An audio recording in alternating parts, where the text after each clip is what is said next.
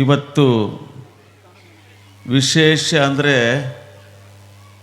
ನಿಮ್ಮೂರಲ್ಲಿ ಕರಿಗಡುಬು ತುಪ್ಪ, ನಿಮ್ಮೂರಲ್ಲಿ ಕರಿಗಡುಬು ತುಪ್ಪ. ಇನ್ನೊಂದು ವಿಶೇಷ ಏನಂದರೆ ಕಡ್ಕೋಳದಿಂದ ACS ಚಾನಲ್ ನಮ್ಮ ಕರ್ನಾಟಕದಲ್ಲಿ 1ನೇ ನಂಬರ್ ಆಗಿ ಧಾರ್ಮಿಕ ಸುದ್ದಿ ಸಮಾಚಾರವನ್ನು ಪ್ರಚಾರ ಮಾಡುವಂತಹ ಏಕೈಕ ಚಾನಲ್ ಅಂದರೆ ಅದು ACS ಚಾನಲ್. ಆ ACS ಚಾನಲ್ನ ನಿರ್ಮಾಪಕರಾಗಿರುವಂತಹ ಅಂಬರೀಷ್ ಸುಬೇದಾರ್ ಅವರು ಆಗಮಿಸಿದ್ದಾರೆ. ಅವರಿಗೂ ಶರಣಾರ್ಥಿಗಳನ್ನು ಹೇಳ್ತಾ, ಇವತ್ತಿನ ಮಹಾಪುರಾಣ ನಿನ್ನೆ ದಿವಸ ನೀವೆಲ್ಲ ಕೇಳಿದ್ದೀರಿ. ಅಂಬಿಗರ ಚೌಡಯ್ಯನವರು ಎಂಥೆಂಥ ಕಠೋರ ಶಬ್ದಗಳಿಂದ ಸತ್ತ ಹೆಣಗಳನ್ನು ಜೀವ ಮಾಡುವಂತಹ ಸಾಹಿತ್ಯವನ್ನು ರಚನೆ ಮಾಡಿದರು ಅನ್ನೋದನ್ನು ನೀವೇ ನಿನ್ನೆ ಒಂದೇ ವಚನದಲ್ಲಿ ಮೈ ರೋಮಾಂಚನ ಆಗಿಬಿಡುತ್ತೆ, ನಿಮಗೂ ನಮಗೂ ಕೇಳೋವರಿಗೂ ಹೇಳೋವರಿಗೂ. ಅಂಥ ಮಾತಾಡೋರನ್ನ ಯಾರು ಆವರಿಸ್ಕೋತಾರೆ, ಯಾರು ಸಮಾಧಾನ ಮಾಡ್ಕೊತಾರೆ, ಯಾರು ವೇದಿಕೆಗೆ ಹೋಗಿರ್ತೀವಿ, ಯಾರು ಮಠಗಳಿಗೆ ಹೋಗಿರ್ತೀವಿ, ಅವರಂತೆ ಹಾಡಿ ಬಂದರೆ ಸುಮ್ಮನಿರುವಂಥ ಇವತ್ತಿನ ಕಾಲದೊಳಗೆ, ಅವತ್ತು 12ನೇ ಶತಮಾನದೊಳಗೆ ಇದ್ದದ್ದು ಇದ್ದಂಗೆ ಹೇಳಿ ಗೆದ್ದವ್ರು ಯಾರೇ ಇದ್ರೆ ಅದು ಅಂಬಿಗರ ಚೌಡಯ್ಯ ಅಂತ ಅಭಿಮಾನದಿಂದ ಹೇಳಬೇಕಾಗ್ತದೆ. ಅಂಥ ಪುಣ್ಯಾತ್ಮನ ಇವತ್ತಿನ ಈ ಮಹಾಪುರಾಣ 12ನೇ ದಿವಸಕ್ಕೆ ಪಾದಾರ್ಪಣೆ ಮಾಡ್ತಾ ಇದೆ. 11 ದಿವಸಗಳ ಪರ್ಯಂತರವಾಗಿ ಅನೇಕ ಸಂತ ಮಹಾಂತ ದಾರ್ಶನಿಕರ ವಿಚಾರಧಾರೆಗಳನ್ನು ನಾವು ನೀವೆಲ್ಲ ಕೇಳಿ ಅನುಭವಿಸಿ ಆನಂದಿಸಿದ್ದೀವಿ ಅಂತ ಭಾವಿಸ್ಕೊಂತ ಇವತ್ತು ನಾವು ನೀವುಗಳೆಲ್ಲ ಆ ಮಹಾಪುರಾಣದಲ್ಲಿ ಭಾಗಿಯಾಗೋಣ ಅಂತ.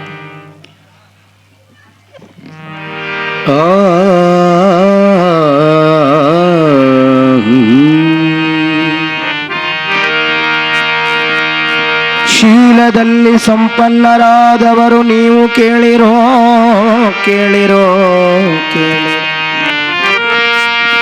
ಶೀಲದಲ್ಲಿ ಸಂಪನ್ನರಾದವರು ನೀವು ಕೇಳಿರೋ. ಹಣ್ಣುಗಳು ಸಣ್ಣ ಜಾತಿ ಎಂಜಲು, ಹಾಲು ಕರುವಿನ ಎಂಜಲು, ಮೊಸರು ಗೊಲ್ಲತೆಯ ಎಂಜಲ. ಅಕ್ಕಿ ಗೋಧಿ ಬೆಳೆ ಬೆಲ್ಲಗಳು ನೊಣದ ಎಂಜಲ.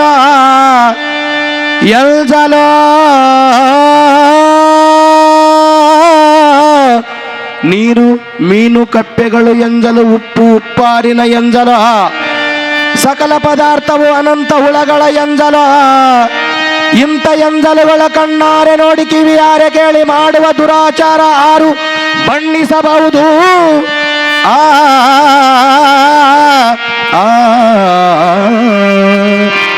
ಮಾಡುವ ದುರಾಚಾರವ ಆರು ಬಣ್ಣಿಸಬಹುದು.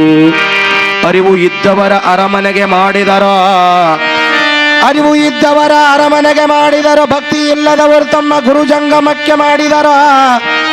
ಇಂತಪ್ಪ ಸರ್ವರ ಎಂಜಲ ತಿಂದು ಶಿವಲಿಂಗವ ಧರಿಸಿಕೊಂಡು ಶಿವಭಕ್ತರೆಂದು ಹೇಳಿಸಿ ಕಾಲಿಗೆ ಬಂದಂತೆ ಕುಣಿದು ಬಾಯಿಗೆ ಬಂದಂತೆ ಅಂದು ಮನ ಬಂದಂತೆ ಸ್ತ್ರೀ ಸಂಘದಲ್ಲಿ ಆಚರಿಸುವ ಭ್ರಷ್ಟವಲೆ ಮಾದಿಗರಿಗೆ ಶೀಲವು ಎಲ್ಲಿವುದೋ, ಆಚರಣೆ ಎಲ್ಲಿವುದೋ, ಕುಲವೆಲ್ಲಿವುದೋ. ಇಂತಿಪ್ಪ ಮೂಳ ವಲಯರ ಮೂಗ ಕೊಯ್ದು ಪಡಿಹಾರ ಉತ್ತಣ್ಣಗಳ ಪಾದುಕೆಯಿಂದ ಹೊಡೆಯಂದಾತ ನಮ್ಮ ಅಂಬಿಗರ ಚೌಡಯ್ಯ ನಿಜ ಶರಣ. ಅಂಬಿಗರ ಚೌಡಯ್ಯ ನಿಜ ಶರಣ. ಜೈ ಮಂಗಲಂ ಜೈ ನಮ ಪಾರ್ವತಿ ಶಿವ ಹರ ಹರ ಮಹಾದೇವ.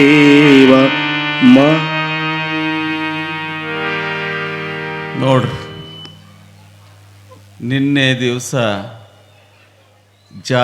ಜಾತಿ ಅಂತ ಬೊಂಬಡ ಹೊಡ್ಕೊಳ್ಳೋರಿಗೆ ಎಡಪಾದ ರಕ್ಷಿಲಿಂದ ಹೊಡೀರಿ ಅಂತ ಹೇಳ್ದ. ಇವತ್ತು ಅದೇ ಯಾರು ಶೀಲ ಮಡಿ ಅಂತ ಹೇಳಿ ಏನು ಶೀಲ ಮಾಡ್ತೀರಲ್ಲ, ಯಾವುದು ಶೀಲ, ಏನು ಅಕ್ಕಿ ಶೀಲನೋ ಪಾಯಸದ ಶೀಲನೋ, ಹೋಳ್ಗಿ ಶೀಲನೋ, ಕರಿಗಡಬು ಶೀಲನೋ, ಯಾವುದು ಶೀಲ ಅಂತೀರಿ? ಒಂದರೊಳಗೆ ಸಿಲುಕೊಂಡು ಏನಾಗ್ಯಾವಂತಂದ್ರೆ ಎಂಜಲಾಗ್ಯಾವ. ನೀರು ಶೀಲ ಅಂತ ನೀವು ತಗೊಂಬರ್ತೀರಿ, ನೀರ ಶೀಲ ಅಂತ ಬಾಯಿಗೆ ಹೋಗಿ ಮಡಿಲಿಂದ ತಗೊಂಡು ಬರ್ತೀರಿ. ಆ ನೀರು ಮೊದಲೇ ಯಾರೋ ಕುಡ್ದಾರ, ಮೀನಾ ಕುಡ್ದಾವ, ಏನೇನೋ ಕುಡ್ದಾವ, ಎಂತೆಂಥದೋ ಕುಡ್ದಾರ. ನೀವೆಲ್ಲ ಹೋಗಿ ಚಂಬು ತುಂಬಿಕೊಂಡು ಮತ್ತೆ ಎಲ್ಲೆಲ್ಲಿಗೋ ಹೋಗಿರಿ, ಪ್ಲಾಸ್ಟಿಕ್ ಚರ್ಗಿ ತುಂಬಿಕೊಂಡು ಎಲ್ಲೆಲ್ಲಿಗೋ ಹೋಗಿದ್ದೀರಿ, ಇವೆಲ್ಲ ಮಾಡಿದ್ದೀರಿ. ಮೀಸಲು ನೀರು ತಂದೀವಿ ಅಂತ ಹೇಳಿವಿ ನಾಟಕ ಮಾಡ್ತೀರಲ್ಲ. ಯಾವಾಗ ಮೀಸಲ ಅಂತ ಕೇಳ್ತಾನ ಅಂಬಿಗರ ಚೌಡಯ್ಯ, ನಾ ಕೇಳಿದ್ದಲ್ಲ. ಈ ಶುಷ್ಕವಾಗಿರುವಂಥ ಒಣ ಆಚರಣೆಗಳಿಗೆ ಯಾವತ್ತೂ ಇಂಬುಗೊಳ್ಳಿಲ್ಲ ಅಂಬಿಗರ ಚೌಡಯ್ಯನವರು. ಇವನ್ನು ದೂರೀಕರಿಸಿದರು. ಸತ್ಯವಾದಂಥ ಶೀಲ ಯಾವುದಂದ್ರೆ ಈ ಎಣ್ಣ್ಯಾಗ, ಬೆಣ್ಣ್ಯಾಗ, ನೀರ್ನ್ಯಾಗ, ಅಕ್ಕ್ಯಾಗ, ಗೋದ್ಯಾಗ ಶೀಲ ಹುಡುಕಲಿಲ್ಲ. ನಿನ್ನ ಮನಸ್ಸು ಮೊದಲು ಶೀಲವಂತನಾಗು, ನಿನ್ನ ಮನಸ್ಸು ಚಂದ ಮಾಡಕ್ಕೋ, ನಿನ್ನ ಮನಸ್ಸು ಶುದ್ಧ ಮಾಡಕ್ಕೋ ಅಂತ ಹೇಳಿ. ಆ ಮನಸ್ಸು ಶುದ್ಧ ಆಯ್ತಂದ್ರೆ ಎಲ್ಲ ಶೀಲ ಆಗ್ತದೆ. ಶಬರಿ ಬಾರಿ ಹಣ್ಣು ತಿನ್ನಿಸಿ ಶ್ರೀರಾಮಚಂದ್ರನಿಗೆ ಪಾತ್ರಳಾಗ್ತಾಳ. ಹೆಂಗೆ ತಿನ್ನಿಸಿದಳು ಬಾರಿ ಹಣ್ಣ ಗೊತ್ತದಿಲ್ಲ ನಿಮಗೆ?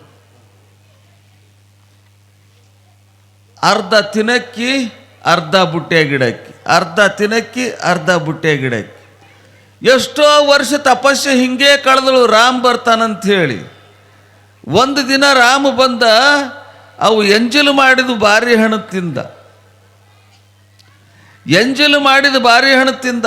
ಲಕ್ಷ್ಮಣಂದ, ಏನು ಮಾರಾಯ ಏನು ಕಂಡಿದೆ ಇಲ್ಲ, ಅಕ್ಕಿ ತಿಂದು ಇಟ್ಟಾಳ ಅಂತ ಬಾರಿ ಹಣ್ಣು ತಿಂತಿದ್ಯಲ್ಲಂದ್ರೆ ರಾಮಂದ, ತಮ್ಮ ಇದು ಎಂಜಲು ಮಾಡಿದ್ದಲ್ಲ, ಇದು ಪ್ರೀತಿಯ ದ್ಯೋತಕ. ಏನಂತ ಕೇಳಿದ್ರೆ, ನಮ್ಮ ಅಪ್ಪಗೆ ಹುಳಿ ಹಣ್ಣು ತಿನ್ನಿಸಬಾರ್ದು, ನಮ್ಮ ಅಪ್ಪಗೆ ಹುಳಿ ಹಣ್ಣು ತಿನ್ನಿಸಬಾರ್ದಂತ ರುಚಿ ನೋಡಿ ಸೈ ಇದ್ದದ್ದನ್ನು ಈ ಬುಟ್ಟ್ಯಾಗ ಹಾಕ್ಯಾಳ, ಹುಳಿ ಇದ್ದದ್ದನ್ನು ಆ ಕಡೆ ಚೆಲ್ಲಾಳ. ಇದು ಪ್ರೀತಿನೋ, ಇದು ವಿಶ್ವಾಸನೋ, ಇದು ಎಂಜಲಲ್ಲ, ಇದು ಪರಮ ಪವಿತ್ರ ಅಂತ ರಾಮ ಶಬರಿ ಎಂಜಲು ತಿಂದ ಅಂತ ನಾವು ಹೇಳ್ತಿರ್ತೀವಿ ಎಲ್ಲ ಕಡೆ. ಹಾಗೇನೆ ನಾವು ಏನಾರೇ ಮಡಿ ಮಾಡ್ತೀವಿ, ಶೀಲ ಮಾಡ್ತೀವಿ ಅಂತಂದ್ರೆ ನೋಡ್ರಿ ಎಷ್ಟೊಂದು ಕಠೋರವಾಗಿ ಆ ವಚನ ಬರೆದಿದ್ದಾರಂದ್ರೆ, ನೀರು ಶೀಲ ಅಂತೀರಿ, ಹಾಲು ಶೀಲ ಅಂತೀರಿ. ಹಾಲು ಶೀಲ ಆಗ್ತದೆ. ನೀವು ಮೀಸಲು ತುಪ್ಪ ಅಂತ ತೊಗೊಂಡು ಹೋಗ್ತಾರೆ, ಮೀಸಲು ತುಪ್ಪ ಅಂತ ತೊಗೊಂಡು ಹೋಗ್ತೀರಿ ಇಲ್ಲಿ ನೀವು. ಹೆಂಗೆ ಮೀಸಲು ಆಯ್ತದು? ಅದಕ್ಕೆ ಕಡ್ಕೊಳ ಮಡಿವಾಳಪ್ಪ ಹೇಳ್ತಾನ, ಇವು ಯಾವ ಶೀಲಗಳಲ್ಲ, ಶೀಲ ಎಲ್ಲಿ ಉಳಿತೋ ನಮ್ಮಣ್ಣ ಅಂತ ನಿನ್ನೆ ದಿನ ಹೇಳ್ಯಾನಲ್ಲ. ಹಂಗೆ ಶೀಲ ಯಾವದಾಗ್ತಂದ್ರ ಸೂಸಲಾಡುವ ದೇಹ ಸೋಸಿ ನೀರವ ಮಾಡಿ ಕಡೆತನಕ ಮಡಿಯಾಗುವುದಣ್ಣ. ನಮ್ಮ ದೇಹದೊಳಗಿಂತ ವಿಕಾರ ಭಾವನೆಗಳು ಪೂಜಾ ಮಾಡಾಕ ನಾವು ಕುಂತಿರ್ತೀವಿ,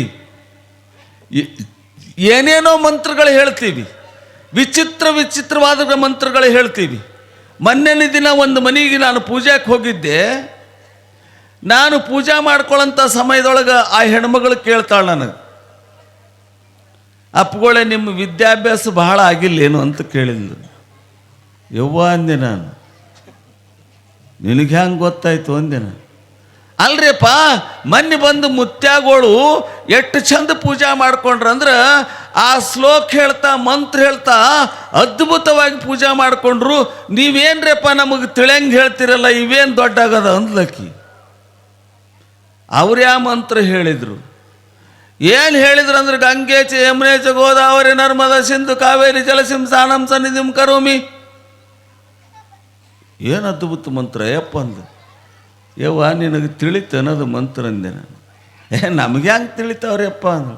ಮತ್ತು ತಿಳಿಲಾರ್ದು ನಿನಗೆ ಹೆಂಗೆ ಮಂತ್ರ ಅದು ಅಂದು. ಇಲ್ಲಪ್ಪ ಅವ್ರು ಹೇಳಿದ್ರು ಇವೇ ಮಂತ್ರ. ಯಾವ ಮಂತ್ರ ಅಲ್ಲ, ಸಂಸ್ಕೃತದಾಗ ಶ್ಲೋಕಗಳು ಹೇಳಿದ್ದೇ ಮಂತ್ರ ಅಲ್ಲ. ಕನ್ನಡದಾಗೆ ಹೇಳು, ಸುಮಧುರವಾಗಿ ನುಡಿದರೆ ಮುತ್ತಿನ ಹಾರದಂತಿರ್ಬೇಕಂತ ಬಸವಣ್ಣನೇರು ಹೇಳ್ದಲ್ಲ, ಅದು ನಿಜವಾದ ಮಂತ್ರ ಆಗ್ತದೆ. ಅಯ್ಯ ಎಂದರೆ ಸ್ವರ್ಗ, ಎಲವೋ ಎಂದರೆ ನರಕ, ಇದು ಮಹಾಮಂತ್ರ ಆಗ್ತದೆ. ಅವು ಯಾವ ಮಂತ್ರ ಆಗಲ್ಲ. ಪೂಜಾ ಮಾಡ್ಕೋಬೇಕಾದ್ರೆ ಸಂಸ್ಕೃತ ಮಂತ್ರ ಬೇಕಾಗಲ್ಲ, ಆಡಂಬರದ ಪೂಜೆ ಬೇಕಾಗಲ್ಲ, ಯಥೇಚ್ಛವಾಗಿ ಹೂವು ಪತ್ರಿ ಬೇಕಾಗಲ್ಲ, ಹಣ್ಣು ಹೂವು ಬೇಕಾಗಲ್ಲ. ಇವು ಯಾವುದಕ್ಕಿಂತ ಪವಿತ್ರವಾಗಿರುವಂಥ ಅರ್ಚನೆ ಯಾವ್ದಂತ ಕೇಳಿದ್ರೆ ಏಕಚಿತ್ತದಿಂದ ಭಗವಂತನ ನಾಮಸ್ಮರಣೆ ಮಾಡೋದು ಪೂಜೆ ಆಗ್ತದೆ. ಹೊರತಾಗಿ ಪೂಜಾಕ್ಕೆ ಕುಂತಾಗ ನಾ ಹೇಳಿದಿನಲ್ಲ ಅದು ಐತಿಲ್ಲ ಇದೆ, ಇವೆಲ್ಲ ಚಂಚಲ ಮನಸ್ಸಿನಿಂದ ಮಾಡಿದ ಪೂಜೆ ಅಲ್ಲ. ಅಕ್ಕ ಮಹಾದೇವಿ ಹೇಳ್ತಾಳೆ ಪೂಜಾದ ಬಗ್ಗೆ.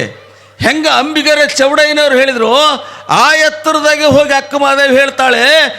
ಏನಂತ ಹೇಳ್ತಾಳಂದ್ರೆ ಸಜ್ಜನಳಾಗಿ ಮಜ್ಜನ ಕೆರಿವೆ. ಏನು ಅದ್ಭುತ ಮಾತ್ರಿ. ಅವ್ರಿಗೆ ಮುಟ್ಟಬೇಡ ಇವ್ರಿಗೆ ಮುಟ್ಟಬೇಡ, ನಾ ದೇವ್ರ ಪೂಜಾಕ್ಕೆ ಹೋಗ್ತೀನಿ ಅನ್ನೋದು ದೊಡ್ಡ ಮಾತಲ್ಲ.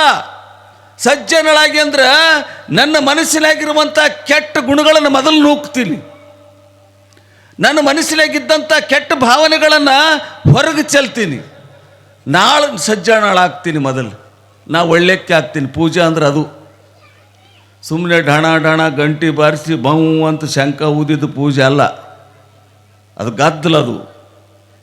ಅಕ್ಕ ಮಹಾದೇವಿ ಹೇಳುವಂಥದ್ದು ನಿಜವಾದ ಪೂಜೆ. ಸಜ್ಜನಳಾಗಿ ಮಜ್ಜನ ಕೆರವೆ, ಶಾಂತಳಾಗಿ ಪೂಜೆಯ ಮಾಡುವೆ. ಪೂಜೆ ಅಂದರೆ ಮಾಡ್ಕೊಂಡ ಮೇಲೆ ಶಾಂತ ಆಗಿ ಹೊರಗೆ ಬರಬೇಕು. ನೋಡಬೇಕು ಒಬ್ಬೊಬ್ಬರು ಸ್ವಾಮಿಗಳು ಪೂಜೆ ಮಾಡ್ಕೊಂಡ ಮೇಲೆ ಕಡವೆನೇ ತೋಡು ಹೊರಗೆ ಬರ್ತಾರೆ. ಇಟ್ಟೊತ್ತಾಗ್ಯದ ಪ್ರಸಾದ ಮಾಡಿಲ್ಲ, ಇಟ್ಟೊತ್ತಾಗ್ಯದ ಎಲ್ಲಿ ಹೋಗಿಲ್ಲ, ದನ ಎಲ್ಯಾವ ಕರ ಎಲ್ಯಾವ ಅದೆಲ್ಲದ ಇದು ಪೂಜೆನ. ನಿನ್ನ ಮನಸ್ಸು ಶಾಂತ ಪ್ರಶಾಂತ ಆಗಬೇಕು. ಸಜ್ಜನಳಾಗಿ ಮಜ್ಜನ ಕೆರವೆ, ಶಾಂತಳಾಗಿ ಪೂಜೆ ಮಾಡುವೆ. ಅಲ್ಲಿ ನೀರ ಇಲ್ಲಿ ನೀರ ನನಗೆ ತರದಾಗೋದಿಲ್ಲ, ಆ ಗಂಗಾ ನದಿ ನೀರ ಯಮುನಾ ನದಿ ನೀರ ನನಗೆ ತರದಾಗೋದಿಲ್ಲ. ಎಲ್ಲಿ ನೀರು ತಂದಿನಪ್ಪ ಲಿಂಗಯ್ಯ ಅಂದ್ರೆ ನಿನಗೆ ನನ್ನ ಹಿತ್ತಲದನ್ನು ಬಾವಿ ಐತಲ್ಲ, ನಮ್ಮ ಊರು ಬಾವಿ ಐತಲ್ಲ, ಊರು ಬಾವಿ ತಂದು ನಿನ್ನ ನೀರು ಹೇಳ್ತೀನಪ್ಪ, ನನಗೆ ಗಂಗಾ ನದಿಲಿಂದ ತರದಾಗೋದಿಲ್ಲ ಅಂತ ಹೇಳ್ತಾಳೆ. ಯಾರು ಅಕ್ಕ ಮಹಾದೇವಿ ಹೇಳ್ತಾಳೆ. ನೀವೇನು ಹೇಳ್ತೀರಿ ಅಂದ್ರೆ ಅಲ್ಲಿ ನೀರು ಇಲ್ಲಿ ನೀರು ತಂದ್ರೆ ಪವಿತ್ರ ಆಗ್ತಾವಂತ ನೀವು ಹೇಳ್ತೀರಲ್ಲ. ಅಕ್ಕ ಮಹಾದೇವಿ ಹೇಳ್ತಾಳ ಸಜ್ಜನಳಾಗಿ ಮಜ್ಜನ ಕೆರವೆ, ಶಾಂತಳಾಗಿ ಪೂಜೆ ಮಾಡುವೆ, ಸಮರತೆಯಿಂದ ನಿಮ್ಮಯ ಹಾಡುವೆ. ಯಾಕಂತ ಕೇಳಿದ್ರೆ ಲಿಂಗಯ್ಯ ಭಗವಂತ ನಿನಗೂ ನನಗೂ ವ್ಯತ್ಯಾಸ ಇಲ್ಲ. ಚನ್ನಮಲ್ಲಿಕಾರ್ಜುನಯ್ಯ ನೀ ಬೇರೆ ನಾ ಬೇರೆ ಅಲ್ಲ, ನೀ ಮ್ಯಾಲ ನಾ ತೆಳಗಲ್ಲ, ನಾವು ಸಮರತೆಯಲ್ಲಿದ್ದವರು. ನಿನಗೂ ನನಗೂ ಭೇದ ಇಲ್ಲ. ಯಾಕಂತ ಕೇಳಿದ್ರೆ ನಾ ಇದ್ರೆ ನೀ ಬಂದಿದಿ, ನೀ ಇದ್ರೆ ನಾ ಬಂದೀನಿ, ನೀನಿಲ್ದೆ ನಾ ಇಲ್ಲ, ನಾ ಇಲ್ದೆ ನೀ ಇಲ್ಲ ಅಂದಮೇಲೆ ಯಾರು ದೊಡ್ಡವರು ಯಾರು ಸಣ್ಣವರು ಭಗವಂತ ಅಂತ ಕೇಳ್ತಾಳೆ. ಯಾರು? ಅಕ್ಕ ಮಹಾದೇವಿ ಪ್ರಶ್ನೆ ಮಾಡ್ತಾಳೆ. ಸಮರತೆಯಿಂದ ನಿಮ್ಮಯ ಹಾಡುವೆ. ಚನ್ನಮಲ್ಲಿಕಾರ್ಜುನಯ್ಯ ನಿಮ್ಮ ನಗಲದ ಪೂಜೆ ಅನುವಾಯಿತ್ಯನೆಗೆ.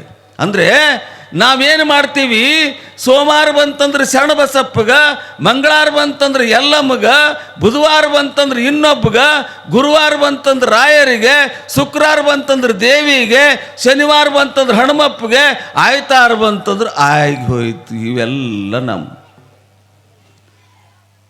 ಹೇಳಿದ್ನಲ್ಲ, ದಿನ ಒಂದೊಂದು ದೇವ್ರ ಪೂಜೆ ಮಾಡ್ಕೊಂತ ದಿನ ಒಂದೊಂದು ಧ್ಯಾನ ಮಾಡೋದಲ್ಲ. ಭಗವಂತ ಹೆಂಗಿರ್ತಾನಂತ ಕೇಳಿದ್ರೆ ನಿಮ್ಮನ್ನು ಬಿಟ್ಟು ಹೋಗೋದಿಲ್ಲ. ನೀವಿಲ್ಲದೆ ಪರಮಾತ್ಮ ಇಲ್ಲ, ಪರಮಾತ್ಮ ಇಲ್ಲದೆ ನೀವಿಲ್ಲ. ಬಸವಣ್ಣನವರು ಹೇಳ್ತಾರೆ, ಎನಗೆ ನಿಮ್ಮ ನೆನಹಾದಾಗಲೇ ಉದಯ, ಎನಗೆ ನಿಮ್ಮ ಮರಹಾದಾಗಲೇ ಅಸ್ತಮ.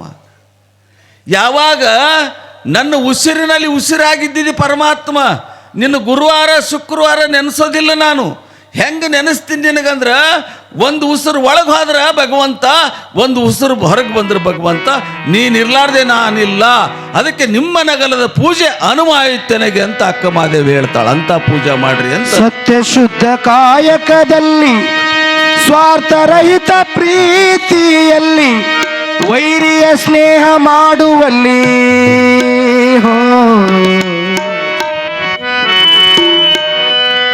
ವೈರಿಯ ಸ್ನೇಹ ಮಾಡುವಲ್ಲಿ ದೇವನಿರುವನೋ, ಮಹಾದೇವನಿರುವನೋ.